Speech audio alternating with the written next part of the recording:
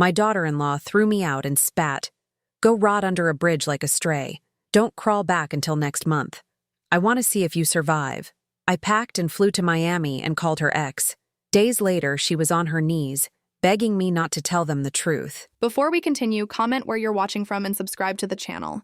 We'd love to see how far our stories are reaching. But I'm getting ahead of myself. Let me tell you how it really started. For 5 years, I endured Jessica's cruelty with the patience I thought a good mother-in-law should have. Every Sunday dinner at their house felt like walking into enemy territory, where I was barely tolerated and constantly reminded that I didn't belong. Jessica had a way of making me feel small without saying anything directly offensive, at least not when my son David was within earshot. She would serve me food on chipped plates while everyone else got the good china. She would interrupt me mid-sentence when I was talking to my grandson Tyler, redirecting his attention elsewhere with a sharp, "Tyler, come help Mommy in the kitchen." She would make comments about my clothes, my hair, my age, always with that sweet smile that made David think she was just being helpful. "Stephanie, maybe you should consider updating your wardrobe," she'd say with fake concern. "Those styles are so dated. I could take you shopping sometime." The offer was never genuine, and we both knew it. Tyler was 7 years old, and from the moment he was born, something about him bothered me. Not in a bad way. I loved that child with every fiber of my being. But he looked nothing like David, nothing like our family. While David had the Williams sandy brown hair and green eyes, Tyler had jet black hair and deep brown eyes. David's father and grandfather both had strong jawlines and broad shoulders, but Tyler had delicate features that reminded me of someone else entirely. I kept these observations to myself. Children don't always look like their parents, and I wasn't about to cause problems in my son's marriage over something that could be perfectly innocent. But the doubt gnawed at me, especially when Jessica would get defensive about the strangest things. Once, when Tyler was about 4, I mentioned that he was getting tall like his daddy. Jessica's face went white, and she snapped, "He's not that tall. Why does everyone always have to compare him to David?" The reaction was so out of proportion that it stayed with me. The breaking point came last Tuesday evening. I had stopped by their house to drop off a birthday gift for Tyler, a wooden puzzle I'd found at the craft store. It wasn't expensive, but I thought he'd enjoy it. I rang the doorbell and heard Jessica's voice through the door, sharp and irritated. "David, your mother is here again." Again, as if I visited every day instead of maybe twice a month. David opened the door with that apologetic smile I'd grown to hate. Not because I hated him, but because I hated what Jessica had done to him. She'd turned my confident, loving son into someone who apologized for his mother's existence. "Hi, Mom. We're just finishing dinner. I won't stay long. I just wanted to give this to Tyler." I could see Tyler at the dinner table, fork in his small hand, looking between his parents with the awareness that children develop when they live in tension. He started to get up when he saw me, but Jessica's voice cut through the air like a blade. "Tyler, sit down. Finish your vegetables." I handed the gift to David, who looked at it like he wasn't sure what to do with it. In the old days, before Jessica, he would have called Tyler over immediately to open it. Now he just held it awkwardly, waiting for permission from his wife. "What is it this time?" Jessica appeared in the doorway, arms crossed. She was still beautiful. I had to give her that. Long blonde hair, perfect makeup even at home, wearing clothes that probably cost more than my monthly grocery budget. But there was something cold in her blue eyes that made me wonder how my son couldn't see it. Just a puzzle for Tyler. He has plenty of toys. We've talked about this, Stephanie. You need to ask before bringing things over. We're trying to teach him about not being materialistic. Not being materialistic. This from a woman who had redecorated their house 3 times in 5 years and drove a car that cost more than I made in 2 years. "I'm sorry. I didn't realize—" "You never realize, do you?" Her voice was getting louder. "You just do whatever you want without thinking about how it affects our family." David stepped between us. "Jessica, come on, it's just a puzzle." "It's not about the puzzle, David. It's about boundaries. It's about respect." She turned those cold eyes back to me. "Your mother has no respect for our rules, our home, our family." I felt something crack inside me. After 5 years of biting my tongue, of accepting every slight and insult, something finally broke. "Our family?" I said quietly. Tyler is my grandson, too. Your grandson? Jessica laughed, but there was no humor in it. Let me tell you something, Stephanie. You have no rights here. None. This is my house. My husband. My son. You're just an old woman who can't accept that your little boy grew up and chose someone else. The words hit me like physical blows. I glanced at David, hoping he would say something, anything to defend me. But he just stood there looking at his shoes. You want to know what I think? Jessica continued, her voice rising. I think you're jealous. I think you can't stand that David loves me more than he loves you. I think you're a bitter, lonely old woman who has nothing better to do than interfere in our lives. Tyler had stopped eating and was staring at us with wide, frightened eyes. That's when I should have left. That's when I should have walked away and saved whatever dignity I had left. Instead, I made the mistake of defending myself. Jessica, I've never interfered. I've tried to be helpful. Helpful? She took a step closer to me. You call dropping by unannounced helpful? You call questioning every decision we make helpful? You call constantly trying to undermine my authority with my own son helpful? I've never undermined. Yes, you have, she was shouting now. Every time you bring him treats after I've said no dessert. Every time you let him stay up late when I've set a bedtime. Every time you fill his head with stories about what his daddy was like as a little boy. Like you're trying to make him think David was a better parent than I am. None of that was true, but arguing would only make things worse. I could see Tyler's bottom lip starting to quiver. Maybe I should go. Maybe you should. Jessica's voice dropped to a deadly whisper. Maybe you should go and not come back. Maybe you should go rot under a bridge like a stray dog and see if you survive. Don't crawl back here until next month, if then. I want to see if you can make it on your own without constantly leeching off our lives. The silence that followed was deafening. Even Tyler had stopped fidgeting.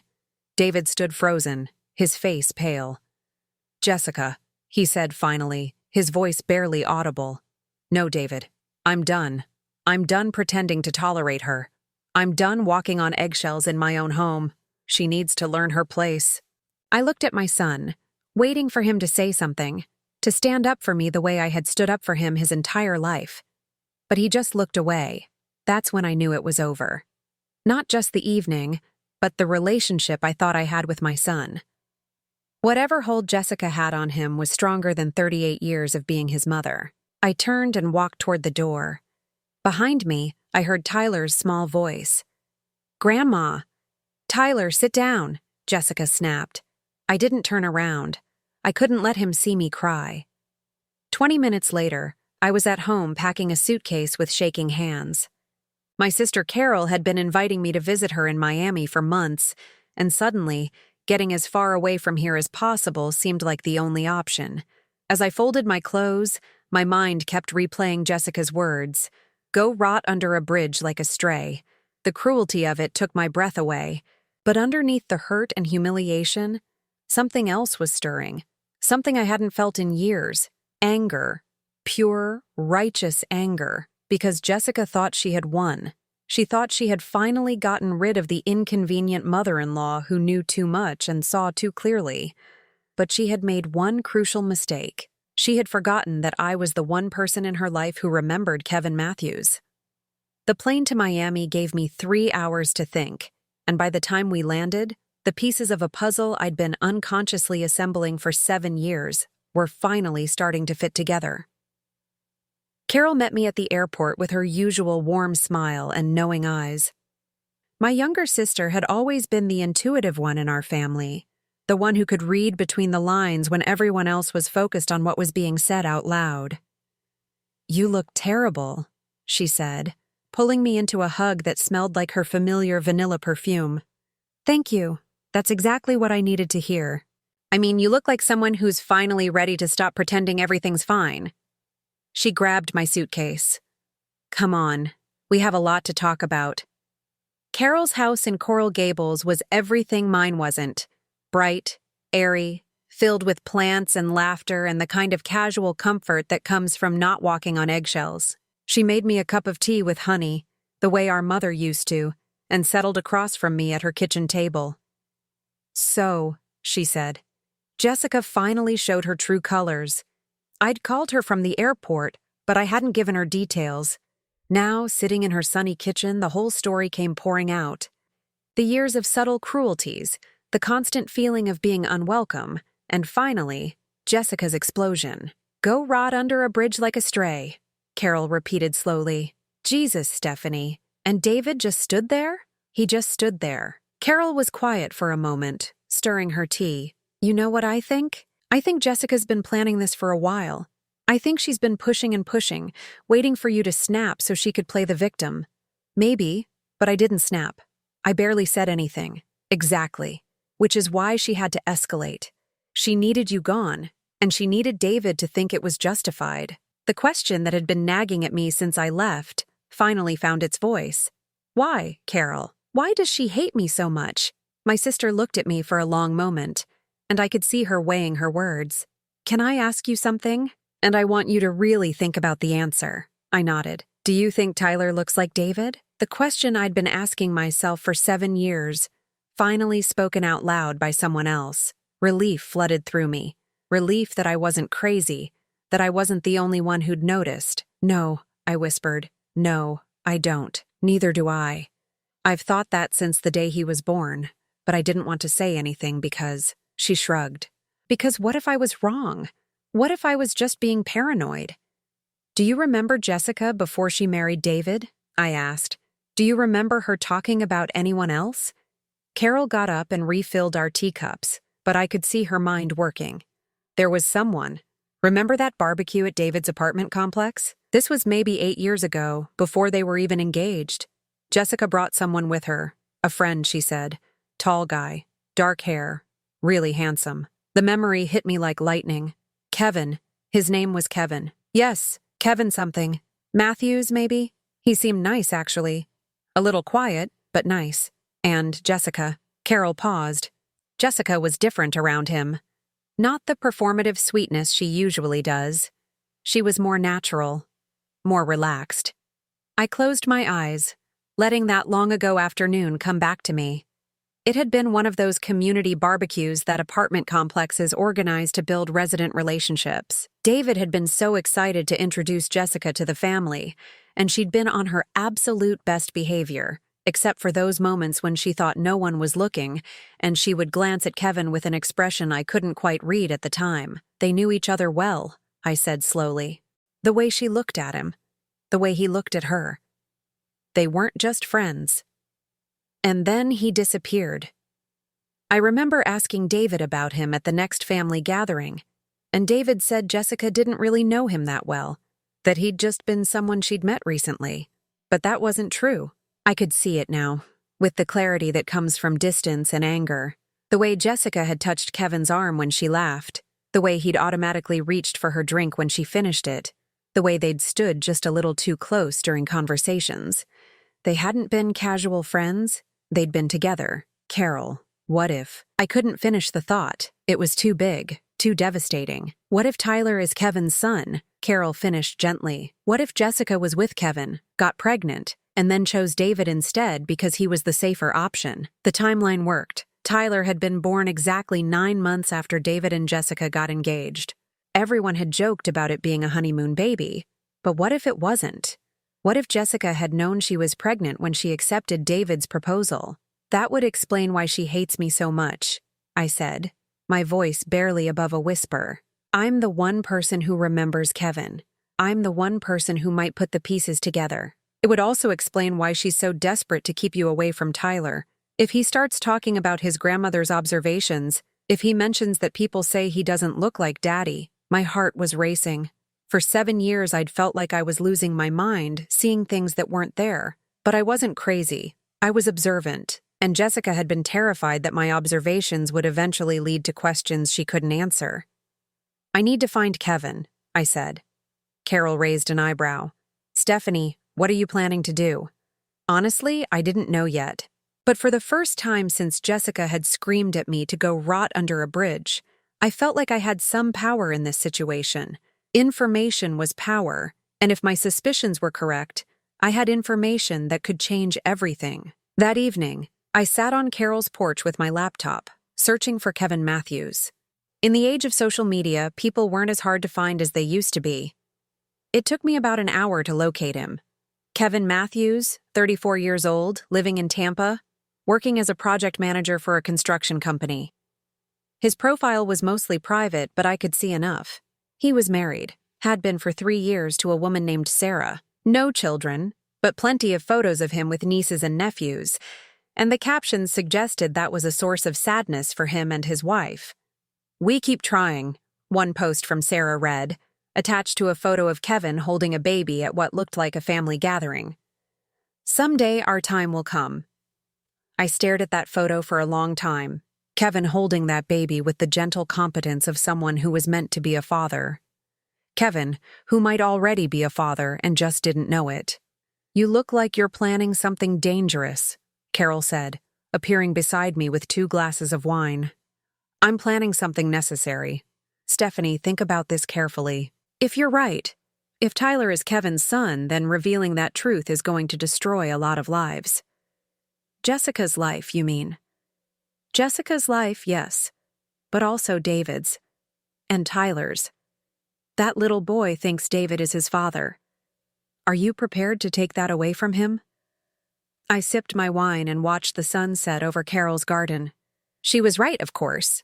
This wasn't just about Jessica and her lies. This was about my grandson, who loved the man he thought was his father, and my son, who loved the boy he thought was his son. But then I remembered Tyler's face when Jessica had screamed at me, the fear in his 7-year-old eyes as he watched his mother humiliate his grandmother. I thought about all the times Jessica had cut short our conversations, all the ways she'd tried to limit my relationship with him, and I thought about Kevin, still trying to have children with his wife, not knowing that somewhere in Florida, a 7-year-old boy with his dark hair and brown eyes was calling another man daddy. Carol, what if David isn't Tyler's father, but Kevin doesn't know Tyler exists? Don't they both have a right to know the truth? And what about Tyler's right to the only family he's ever known? It was a fair question, and I didn't have a good answer. But I knew one thing for certain. Jessica had made this choice for everyone without their knowledge or consent. She'd built her entire life on a lie, and she'd been willing to destroy my relationship with my grandson to protect that lie. Maybe it was time for the truth to come out. Maybe it was time for everyone to make their own choices based on real information instead of Jessica's carefully constructed fiction. I pulled up Kevin's contact information and stared at his phone number for a long time. Then I picked up my phone and dialed. The phone rang 4 times before he answered, and I almost hung up, almost convinced myself that this was a terrible idea, that I was letting my anger cloud my judgment. But then I heard his voice, deeper now than I remembered, but unmistakably the same voice from that barbecue 8 years ago. "Hello? Kevin? Kevin Matthews?" There was a pause. "Yes, this is Kevin. Who's calling?" My heart was pounding so hard I was sure he could hear it through the phone. "This is Stephanie Williams. I don't know if you remember me, but we met several years ago at a barbecue. You came with Jessica Parker." The silence that followed was so long I wondered if the call had dropped. When Kevin finally spoke, his voice was careful, guarded. "Jessica, I remember. How did you get this number? I looked you up online. Kevin, I need to talk to you about something important. Something about Jessica. Look, Mrs. Williams, I appreciate whatever this is about, but Jessica and I haven't spoken in years. She made it pretty clear she didn't want any contact when she got engaged to your son. That's exactly what I need to talk to you about." I took a deep breath. "Kevin, were you and Jessica together? I mean, really together, before she got engaged to David?" Another long pause. When he spoke again, there was something raw in his voice. "Why are you asking me this?" "Because I think you have a son." The words hung in the air between us like a live wire. I heard Kevin's sharp intake of breath, heard what sounded like a chair scraping against the floor. "What did you say?" "Jessica has a 7-year-old son named Tyler. She's been married to my son David for 5 years, and everyone assumes Tyler is David's child. But Kevin, Tyler doesn't look anything like David or our family. He has dark hair, brown eyes, delicate features. He looks exactly like someone else might have looked as a child."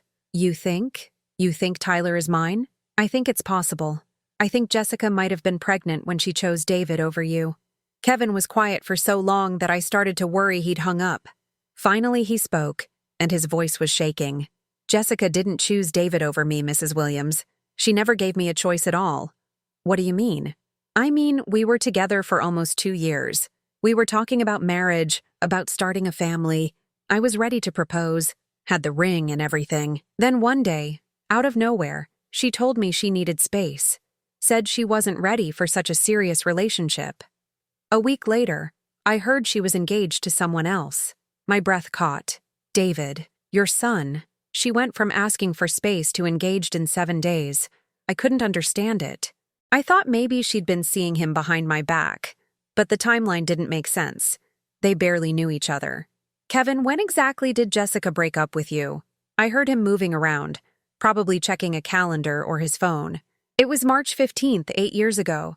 I remember because it was the day after my birthday. Some birthday present, right? March 15th. I did quick math in my head. If Tyler was born in December, 9 months before that would be March. Kevin, Tyler was born December 3rd, 8 years ago. If Jessica was already pregnant when she broke up with you, then she knew.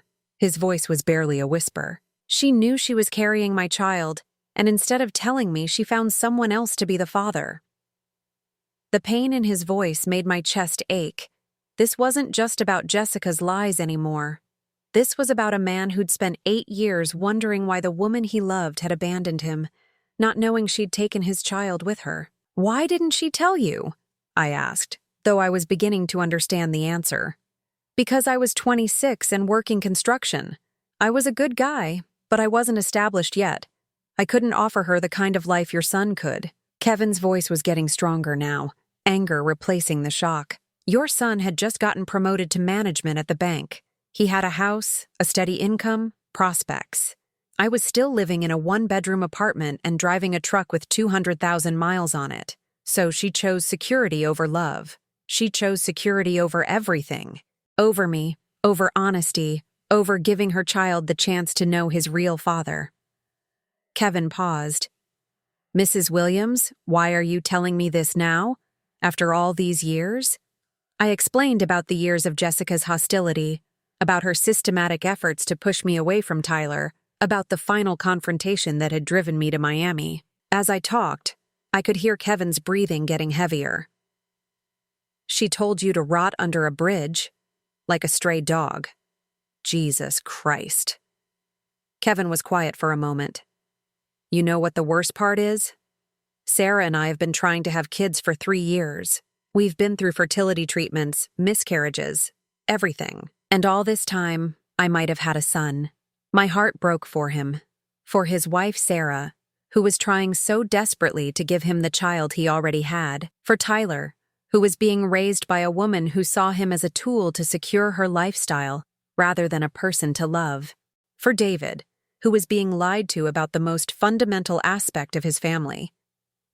Kevin, I need to ask you something, and I need you to be honest with me. Okay. Do you want to know for sure? If Tyler is your son? Do you want to know? The question seemed to hang in the air forever.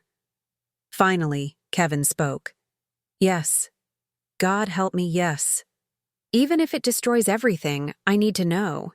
What about your wife? What about Sarah? Sarah knows about Jessica. She knows that Jessica was the one I thought I was going to marry. If Tyler is mine, Sarah's wanted to be a mother for so long. She'd love him like her own son. And if Tyler isn't yours, if I'm wrong about this, then at least I'll know. At least I'll stop wondering what if. Kevin paused. Mrs. Williams, can I ask you something? Of course. Why are you doing this? Why are you risking your relationship with your son to tell me something that might not even be true? It was a fair question, and one I'd been asking myself since I'd dialed his number. Because Jessica made me expendable, Kevin. She spent 5 years trying to erase me from Tyler's life, and this week she succeeded. But if Tyler is your son, then I'm not the only one she's been lying to, and I'm tired of letting her get away with it. So this is revenge? No. I thought about it carefully. This is justice. There's a difference. Kevin was quiet again.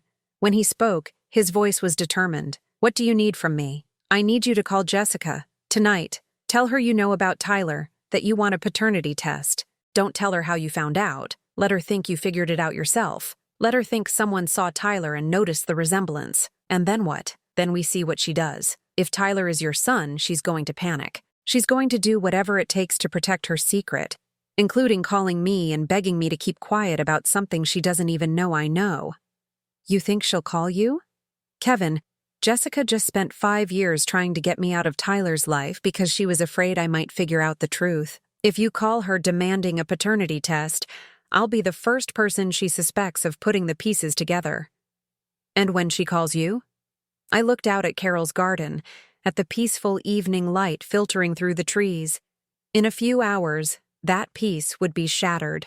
Jessica's carefully constructed world would start falling apart, and everyone would be forced to deal with the consequences of her choices. When she calls me, we'll know for certain that Tyler is your son. Kevin took a shaky breath. Okay, I'll call her. What's her number? I gave him Jessica's cell phone number, the one I'd memorized from years of David giving it to me for emergencies.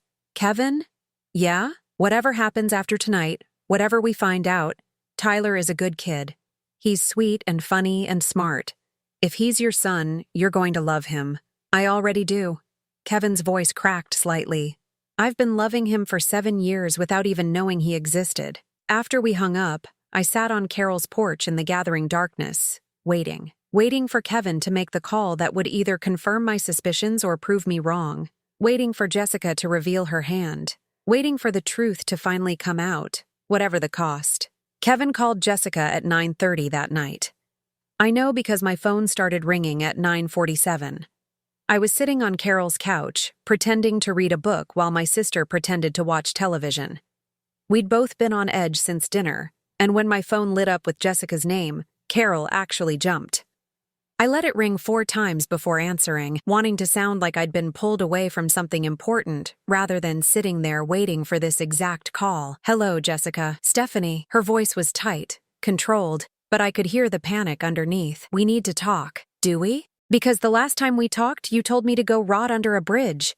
Don't do this right now. This is serious. I'm listening. There was a pause, and when Jessica spoke again, her words came out in a rush. Someone called me tonight. Someone claiming to know about Tyler.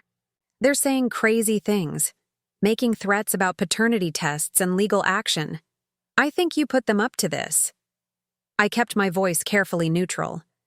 I don't know what you're talking about, Jessica.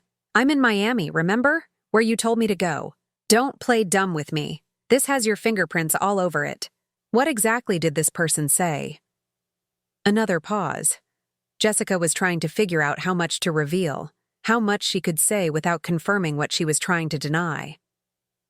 They said they knew Tyler wasn't David's son. They demanded a paternity test. And what did you tell them? I told them they were insane.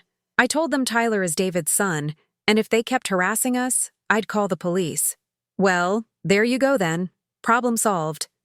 It's not solved, Stephanie. This person knew things. Specific things about when Tyler was born, about the timeline. My heart was racing, but I kept my voice steady. What kind of things? Things only family would know. Things someone might have told them. Jessica, I have no idea what you're talking about. I haven't spoken to anyone about Tyler or David or you since I left town. You're lying. I'm lying? I let some genuine anger creep into my voice. You throw me out of your house like garbage, tell me to rot under a bridge, and now you're calling me a liar because some stranger is bothering you? This isn't some stranger, Stephanie. This is someone with information. Someone who knows enough to cause problems for our family. Our family. The family she just excluded me from 3 days ago. What kind of problems, Jessica? If Tyler is David's son like you say, what problems could there possibly be? The silence stretched so long I wondered if she'd hung up. When she finally spoke, her voice was different. Smaller, desperate. Stephanie, please. I know we've had our differences, but Tyler is just a child. He doesn't deserve to be hurt by adult problems. What adult problems? You know what problems. No, Jessica, I don't know. Why don't you tell me? Another long pause. I could almost hear her calculating, trying to figure out how much truth she could afford to reveal. The person who called me tonight was Kevin Matthews. There it was, the confirmation I'd been waiting for. Jessica had just admitted she knew Kevin well enough to recognize his voice after 8 years. Who's Kevin Matthews? Don't. Her voice was sharp again. Don't pretend you don't remember him. You met him at that barbecue years ago. I meet a lot of people at barbecues, Jessica. You'll have to be more specific. Tall, dark hair, worked in construction. He came with me that day. Oh, him. I barely remember him. What does he have to do with Tyler? Jessica was quiet for so long I started to think she'd realized she was saying too much. When she finally spoke, her words came out in a whisper. Kevin thinks Tyler is his son. Is he? The question hung between us like a loaded gun. I could hear Jessica breathing, could almost feel her panic through the phone. No, of course not. Tyler is David's son. Then what are you worried about? If Tyler is David's son, a paternity test will prove it. I'm worried because crazy accusations can destroy families, Stephanie. Even false ones. David doesn't need to hear some ex-boyfriend making claims about his son. Ex-boyfriend. Another slip. Jessica was revealing more than she intended, and we both knew it. So Kevin was your ex-boyfriend. It was nothing serious. We dated briefly before I met David. How briefly? Stephanie, this isn't an interrogation. I called because I need your help. My help? The help of someone you told to rot under a bridge? I was upset. I said things I didn't mean. Which things? The part about me being a bitter old woman? Or the part about rotting under a bridge like a stray dog? Jessica took a shaky breath. All of it. I didn't mean any of it. I was just stressed about money and work, and Tyler's been having problems at school. Lies. All of it lies. Jessica wasn't stressed about money. David made excellent money at the bank, and she'd never worked a day since they got married. Tyler wasn't having problems at school. He was an honor student. She was just throwing out excuses, hoping something would stick. What do you need from me, Jessica? I need you to call Kevin and tell him to leave us alone. Why would I do that? Because you love Tyler. Because you don't want to see him hurt by adult drama. I do love Tyler. But I'm not sure how calling some stranger and asking him to stop bothering you would help Tyler. Because Kevin will listen to you. Why would he listen to me? You just said I barely know him. Another long pause. Jessica was trapped in her own lies, contradicting herself with every sentence. Because he thinks you're involved in this somehow. He thinks you gave him information about Tyler. What kind of information? Information about when Tyler was born. About how he doesn't look like David. My breath caught. Kevin had followed my script perfectly. He'd made Jessica believe that someone had noticed Tyler's appearance and drawn conclusions. Does Tyler look like David? I asked quietly. Of course he does. Jessica, I've been wondering about that for years. Tyler doesn't look like anyone in our family. Children don't always look like their parents. No, but they usually look like someone in the family. Tyler has dark hair and brown eyes. David has sandy hair and green eyes. I have blonde hair and blue eyes. David's father had red hair and hazel eyes. Genetics are complicated. So are lies. The words slipped out before I could stop them.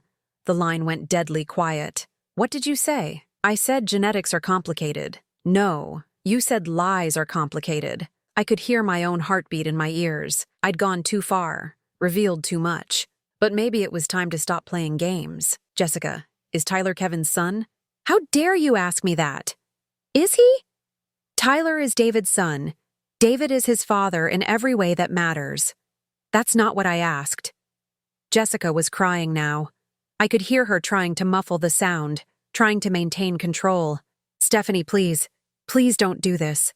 Tyler loves David. David loves Tyler. They're father and son. Why does biology matter? Biology matters because Kevin has been trying to have children with his wife for 3 years. Biology matters because David has a right to know the truth. Biology matters because Tyler has a right to know who his real father is. David is his real father. No, Jessica. David is the man who raised him. There's a difference. You're going to destroy our family. You destroyed your family the day you decided to build it on a lie. Jessica was sobbing now. All pretense of control gone. What do you want from me? What will it take for you to make this go away? I want you to tell David the truth. I can't do that. Then I will. No, her voice was sharp again, desperate. No, you can't. I forbid it. You forbid it? Jessica, you told me to rot under a bridge. You have no authority to forbid me anything. If you tell David, I'll never let you see Tyler again. You've already made sure I can't see Tyler? What more can you do? I'll move us away. I'll make David choose between you and his family. His family?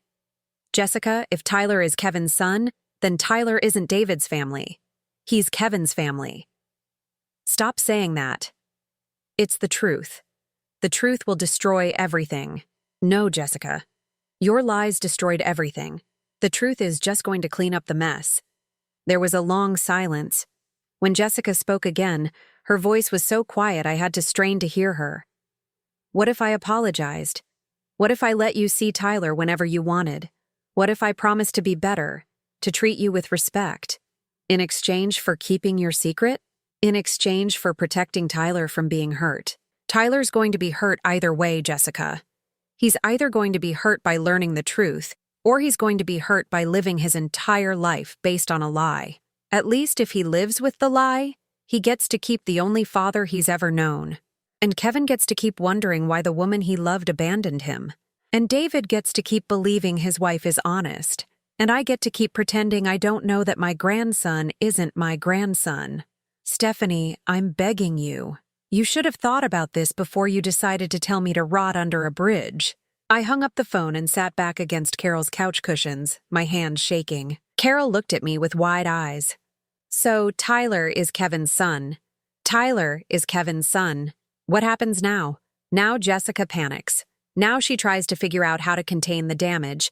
And now Kevin demands his paternity test.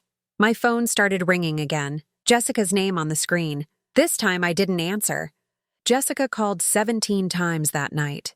17 calls that I let go to voicemail while Carol and I sat on her porch, listening to the night sounds of Miami and waiting for the inevitable. Kevin called me at 6 a.m. She's agreed to the test, he said without preamble. His voice was rough, like he hadn't slept either. What changed her mind? I told her I'd already spoken to a lawyer. I told her I could force the issue through the courts if necessary, but it would be easier and less traumatic for Tyler if we handled it privately. And she believed you? She didn't have much choice. I also told her I'd been in contact with mutual friends who remembered us being together, people who could verify the timeline. Clever. I've had 8 years to think about what went wrong between us. Last night, I put the pieces together. Kevin paused. Stephanie, I need to ask you something. Go ahead. Are you absolutely certain about this? Because once we open this door, there's no going back. If Tyler is my son, everything changes for everyone. I thought about Tyler's face, about his dark hair and brown eyes that looked nothing like David's. I thought about Jessica's panic, about her desperate phone calls, about the way she'd admitted Kevin was her ex-boyfriend without meaning to. I'm certain. Okay, we're meeting at a lab in Orlando this afternoon. Jessica insisted on Orlando instead of Tampa. Probably doesn't want to risk running into anyone who knows David. Will you let me know the results? You'll be the first person I call. The next 3 days were the longest of my life. Carol tried to distract me with tourist activities. We went to the beach, visited art galleries, took a cooking class, but my mind was constantly back in Florida with Tyler and David and Jessica, wondering what was happening, what conversations were taking place behind closed doors. Kevin called me at 2 o'clock on Friday afternoon. 99.7% probability, he said, and I could hear him crying. Tyler is my son. I closed my eyes and leaned against Carol's kitchen counter. Part of me had been hoping I was wrong, hoping that somehow this would all turn out to be a terrible misunderstanding, but I'd known. Deep down, I'd known for years. How are you doing? I asked. I don't know. I'm happy and angry and heartbroken all at the same time.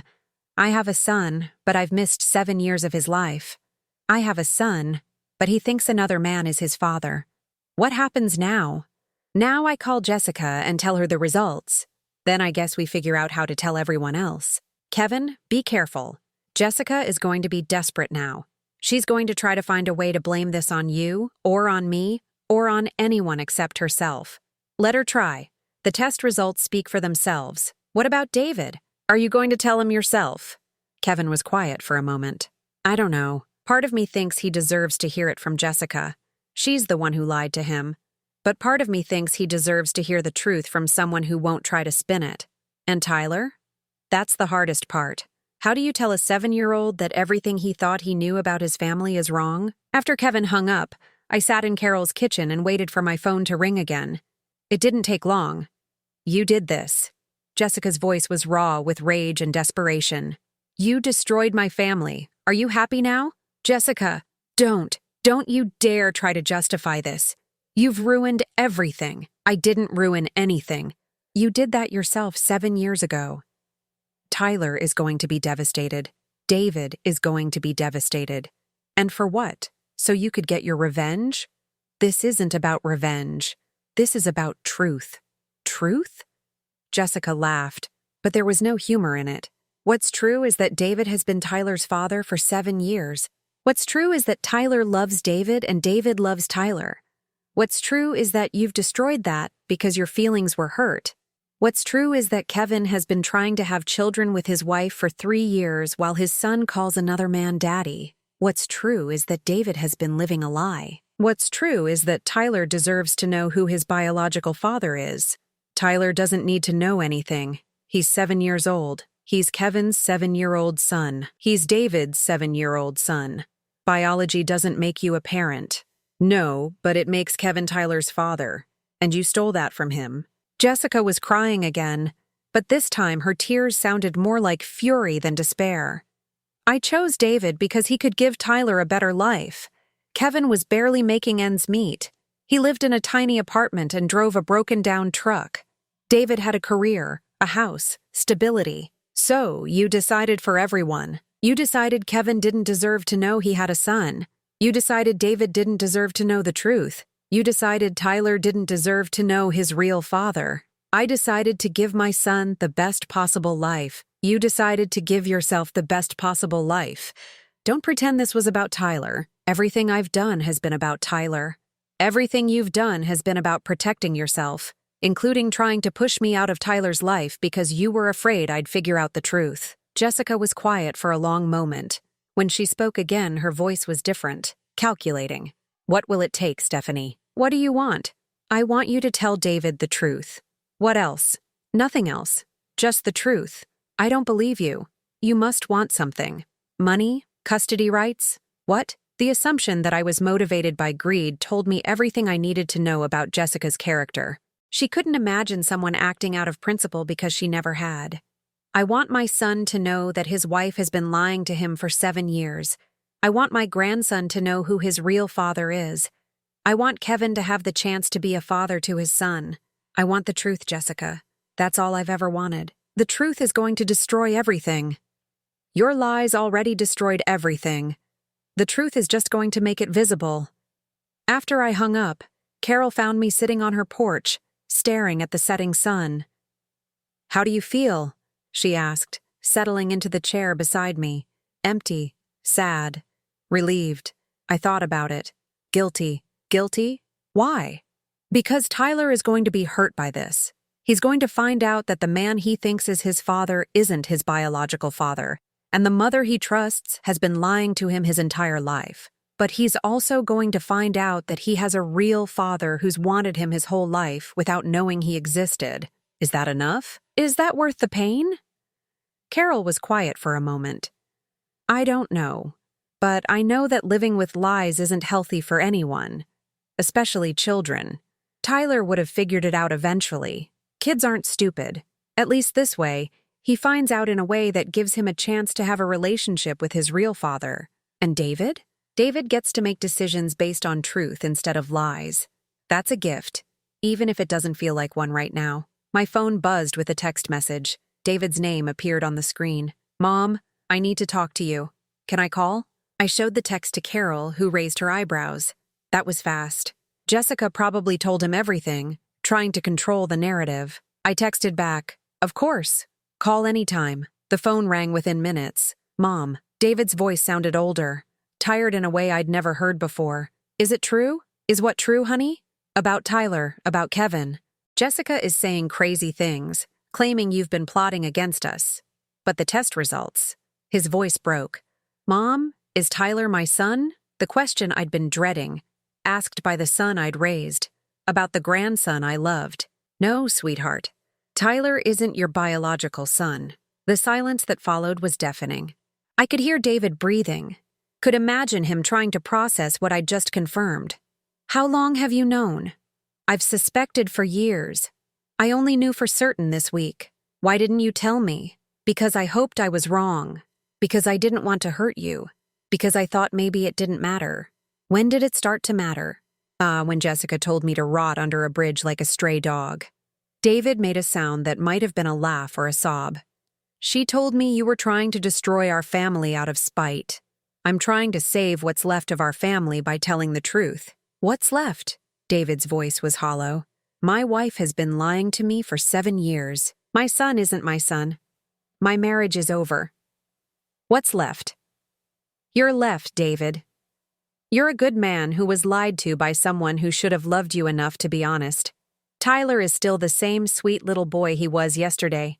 He just happens to have a biological father who wants to love him too. What if I can't handle this? What if I can't look at Tyler and not think about Jessica's lies? Then you get help. You go to counseling. You remember that Tyler didn't lie to anyone. He's as much a victim of Jessica's deception as you are. David was quiet for a long time. When he spoke again, he sounded like the little boy I'd raised, scared and seeking comfort. Mom, can I come to Miami?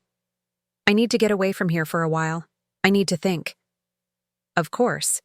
Carol has plenty of room, and I'd love to see you. What about Tyler? What about him? Jessica is talking about taking him to her parents in Georgia. She says she needs to protect him from the chaos. David, Tyler isn't going anywhere. Kevin is his biological father. He has rights now. And you've been Tyler's dad for 7 years. You have rights too. Jessica can't just disappear with him. Can't she? Not if you don't let her. For the first time since this whole mess started, I heard something like strength return to David's voice. You're right. Tyler is still my son, biology or not. I've raised him. I love him. And I'm not going to let Jessica take him away from me because she's embarrassed about getting caught in her lies. Now you sound like the son I raised. Mom, yes? I'm sorry. I'm sorry I let Jessica treat you the way she did. I'm sorry I didn't stand up for you. You were trying to keep your family together. I understand that. Some family, built on lies and held together by manipulation. That family is over, David. Now you get to build a new one based on truth. After we hung up, I sat on Carol's porch and watched the stars come out over Miami. Tomorrow, David would fly down and we'd start figuring out how to rebuild our relationship. Kevin would begin the process of getting to know the son he'd never known he had. Tyler would learn that families sometimes change shape, but love doesn't disappear. And Jessica would face the consequences of 7 years of lies. The truth was finally out, and it was messier and more painful than anyone had wanted. But it was also cleaner, more honest, and full of possibilities that hadn't existed when everything was built on deception. For the first time in years, I fell asleep easily. 6 months later, I stood in my kitchen back home, preparing Sunday dinner for what had become our new tradition. The table was set for 6. Carol had driven up from Miami for the weekend, David was bringing Tyler, and Kevin was coming with his wife Sarah. It was an unconventional family gathering, but then again, we'd become an unconventional family. The past 6 months hadn't been easy. There had been lawyers and custody agreements, family counseling sessions, and difficult conversations. Tyler had struggled with the news at first, confused about why his daddy David wasn't his real daddy, and why he suddenly had another father he'd never known about. But I like Daddy David, he'd said during one of our early conversations, his 7-year-old mind trying to make sense of adult complications. Do I have to stop loving him? No, sweetheart, I'd assured him. You never have to stop loving anyone. Love isn't a pie that gets smaller when you cut more pieces. You can love Daddy David and also love Kevin. There's room in your heart for both. It had taken time, but Tyler had adjusted with the resilience that children possess. He'd started calling Kevin Dad Kevin to distinguish him from Dad David, and had been delighted to discover that Dad Kevin could teach him how to use power tools and build things with his hands. Sarah had embraced Tyler completely, finally getting to be the mother she'd always wanted to be. David had struggled more than Tyler. The betrayal had cut deep, and for a while, I'd worried that his anger at Jessica would spill over onto Tyler. But therapy had helped, and David's fundamental decency had won out. He'd filed for divorce immediately, but had also filed for legal adoption rights as Tyler's psychological father. Jessica may have lied about everything else, he'd told the family court judge. But she wasn't lying about how much I love this boy. He's my son in every way that matters, and I'm not going to let her deception change that. The custody arrangement had been complicated but fair. Tyler lived primarily with David, spent weekends with Kevin and Sarah, and saw me whenever he wanted. Jessica had visitation rights, but they were supervised for now. The court hadn't been impressed with her years of deception or her attempt to flee to Georgia with Tyler when the truth came out. The doorbell rang, interrupting my thoughts. I opened it to find Tyler racing up the front steps, his dark hair longer now, but his smile as bright as ever. "Grandma Stephanie!" He launched himself into my arms with the enthusiasm that made every heartache worth it. "Hello, my love. Did you help Dad David make the dessert?" "We made chocolate chip cookies, but I accidentally ate some of the dough." He grinned, not looking particularly sorry about it. David appeared behind him, carrying a covered plate and looking more relaxed than I'd seen him in years. The divorce had been finalized 3 months ago, and while it had been painful, it had also been liberating. He'd been seeing a counselor, had started dating again, and most importantly, had stopped walking on eggshells around his own life. "Hey, Mom." He hugged me tightly, the way he used to before Jessica had made our relationship feel like a burden to him. "How are you doing, sweetheart?" "Good. Really good, actually. Tyler and I had a great week. He's getting so good at baseball. You should see him hit." "I want to play catch with Grandma," Tyler announced. "Can we do that after dinner?" "Of course we can." Carol's car pulled into the driveway, followed immediately by Kevin's truck. I watched through the window as Kevin got out and opened the passenger door for Sarah, the gesture automatic and gentle. Sarah had been nervous about these family gatherings at first, unsure of her place in this complicated dynamic. But she'd proven to be exactly what Tyler needed, a stable, loving mother figure who didn't come with the baggage of lies and manipulation. "The gang's all here," David said, watching Kevin lift Tyler into the air for a spinning hug. 6 months ago, the sight of another man embracing the boy he'd thought was his son might have destroyed him. Now, it just made him smile. "You know what I realized the other day?" "What's that?" "Tyler is so lucky. Most kids have 2 parents if they're fortunate. Tyler has 3 parents who love him, plus an aunt and a grandmother who would do anything for him." Jessica thought she was giving him the best life by lying about his paternity. But the truth actually gave him something better. More love, not less. As everyone gathered around my dining room table, I looked at the faces of this strange, wonderful family we'd created from the wreckage of Jessica's deceptions. Tyler was chattering to Sarah about a project they were working on together, a birdhouse for his bedroom window. Kevin was asking David about Tyler's progress in Little League, the 2 men having developed an unlikely friendship based on their shared love for the same boy. Carol was opening a bottle of wine and telling everyone about her latest adventures in Miami. "Grandma," Tyler said suddenly, looking at me across the table, "I'm glad you found Dad Kevin." "I'm glad too, sweetheart." "Are you still mad at Mom, Jessica?" It was a question he asked periodically, trying to understand the adult emotions swirling around his mother's absence from these gatherings. Jessica had been allowed to attend Tyler's birthday party last month, but it had been awkward for everyone. She'd tried to act as if nothing had changed, as if we were all overreacting to what she still called a misunderstanding. "I'm not angry anymore," I told Tyler, and realized it was true. "I'm sad that your mom made choices that hurt people, but anger is too heavy to carry around all the time. Will she ever come to Sunday dinner?" I exchanged glances with David and Kevin. We'd all agreed to let Tyler maintain his relationship with Jessica, but she'd made it clear that she considered these family gatherings to be a betrayal of her privacy.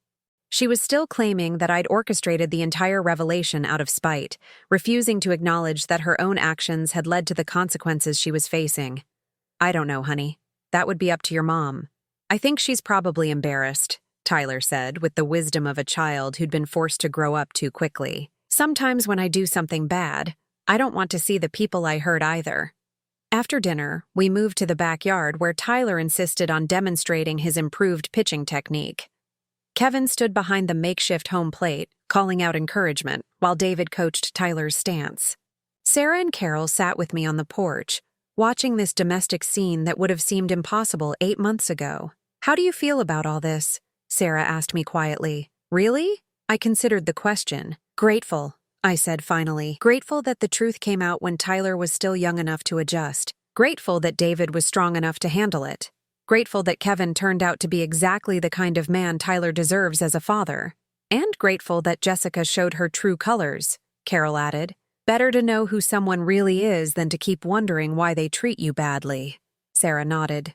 "Kevin told me about Jessica's phone call to him last week." I raised my eyebrows. I hadn't heard about any recent contact between Kevin and Jessica. "She wanted to arrange a private meeting," Sarah continued. "Said she had things to say that might change his mind about pursuing a relationship with Tyler." "What kind of things?" "She wouldn't say over the phone, but Kevin wasn't interested. He told her that the time for private conversations had passed, and anything she needed to say could be said through the lawyers or in family counseling." "How did she take that?" "About as well as you'd expect. She accused him of turning Tyler against her, said he was poisoning Tyler's mind with lies about their history. Tyler barely knows their history, he's 7, I know. But Jessica seems to think that everyone else is responsible for the consequences of her choices." As the sun began to set, Tyler ran over to where we were sitting, grass stains on his knees and joy written all over his face. "Grandma, will you tell me the story about the princess who saved herself?" It was our old tradition, the one Jessica used to interrupt whenever I tried to tell it. Now there was no one to cut our time short, no one to redirect Tyler's attention elsewhere.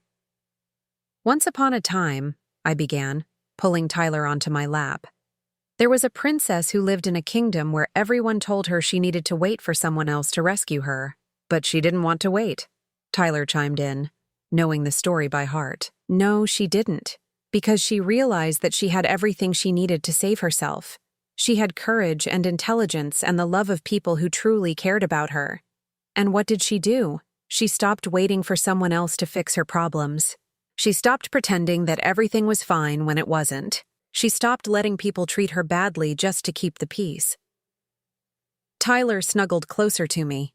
"And then what happened?" "Then she discovered that saving herself didn't mean she had to be alone. It meant she got to choose who was worthy of being in her life, and she lived happily ever after with the people who loved her exactly as she was." "I like that story," Tyler said sleepily. "I do too."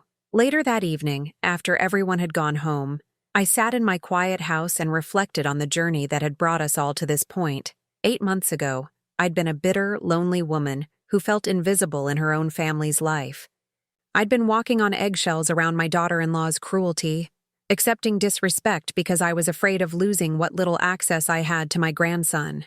Now I was the center of a family that had been rebuilt on honesty instead of deception. David called me every day. Tyler spent at least one afternoon a week with me, helping me in my garden or learning to cook his favorite foods. Kevin and Sarah had become friends, people I genuinely enjoyed spending time with. Even Carol had moved back to Florida, settling in a town halfway between Miami and here so she could be closer to all of us. Jessica had tried to erase me from Tyler's life because she was afraid I would uncover her lies. Instead, her cruelty had given me the courage to reveal truths that had set everyone free. Everyone except her. She'd lost custody of Tyler beyond supervised visits. She'd lost her marriage to David. She'd lost the comfortable life she'd built on deception. She'd lost the respect of everyone who knew the real story.